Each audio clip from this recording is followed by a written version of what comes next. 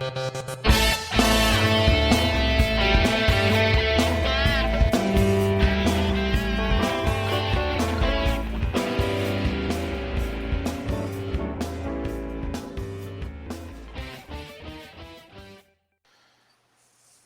and thanks for joining me today on TLG Snippet Radio. Today I have a very special guest. It is my friend, colleague, and trusted client, Rob Peters, the founder of Standard of Trust. He has been in the forefront of discussion of relationship capital for over 10 years and is a globally recognized expert on the topic. He is a master of business development and has worked with large IT firms like IBM, CSC, and others. He is a visionary leader and very self-aware of personal growth and leadership needed for today, especially as related to relationship capital and culture. Thanks for joining me today, Rob. Thanks, Ron. Rob, you've been a long-time evangelist for relationship capital standards. How do you define it? Well, we are now in a peer-to-peer networked world. That's obvious to most people. This requires every person, whether that's an employee, entrepreneur, partner, or supplier, to deliver on his or her commitments. Relationship capital, as we define it, is an open standard interaction process that accounts for individuals' made and kept commitments, as well as positive perceptions.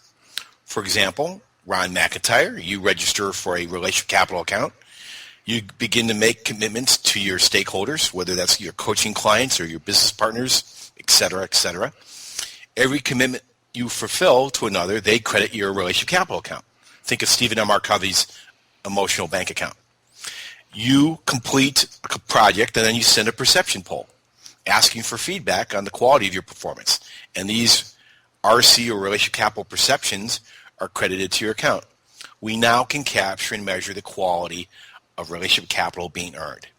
This is particularly important in this increasingly virtual e-collaboration world. RC is at its core a trustworthiness index. That is why it is governed by open standards and not some proprietary or closed measurement that people do not understand or trust. The world of business and personal have fused, and it's transparent. We need transparent metrics that people will strive to earn. Relationship capital is an asset, either an appreciating asset or a depreciating asset. And it's a perfect bridge between the social organizing principle of the past 40 years, which has been money, and relationships, which is now the social organizing principle or currency. Thanks for that, Rob. Now, tell us a little bit about Standard of Trust Group. What's your vision and mission? Well, the Standard of Trust Group's mission is to free the energies of for-profit businesses by transforming these business cultures through purpose, performance, and relationship capital. The Standard of Trust team is comprised of star performers who have not only mastered certain technical capabilities, but have mastery of certain emotional intelligence competencies, such as influence, leadership, developing others, service orientation, their ability to adapt. They have a very strong achievement drive, and they're very strong confidence. We advise, coach, and train business leaders and their teams to assess, capture, measure, and utilize their relationship capital to distinguish themselves. Excellent. Now, you recently published a book called Standard of Trust Leadership. What's the theme? What's the idea behind that book? Well, leadership is no longer about wielding autocratic power. Standard of Trust leadership is about getting people to go on a journey with you. Leadership is about creating more leaders. The reason why this is important because you got to believe in your organization's higher purpose. The reality today, and look at the research, Gallup, Towers Perrin, you name it, 7 out of 10 employees are disengaged from the organization's mission. 2 are actively sabotaging their company. This is a careers crisis. This is a leadership crisis when 7 out of 10 employees are not flying out of bed every day to make a difference in creating a great client experience or in innovating. The recent research from Dov Seibin's company, LRN, in conjunction with the Boston Consulting Group, shows that 97%, that's right, 97% of current firms have a culture driven by coercion and carrots and sticks motivators. In this world of accelerating change and digitization, business organizations are flattening the hierarchy and need more risk-taking. Risk-taking leads to innovation. Innovation results in progress. And in order to start this journey, you need an abundance of something of great importance, and that's what we're about, trust, or what we call relationship capital trust. Now, having read this book, I can totally identify with that last part, the emphasis on trust, and I totally agree with that. But who do you perceive as the targeted readers for your book and services? Who are the best candidates?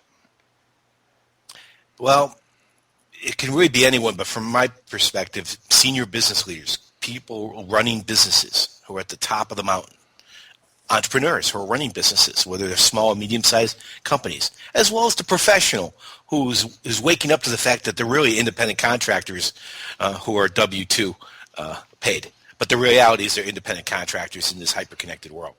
And to sustain and grow a for-profit business, leaders must proactively look after their stakeholders' interests.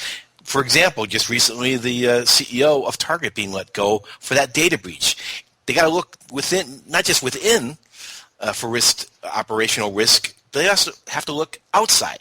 So the bar has been raised by the information-empowered client and customer, but I use the term stakeholder for a reason.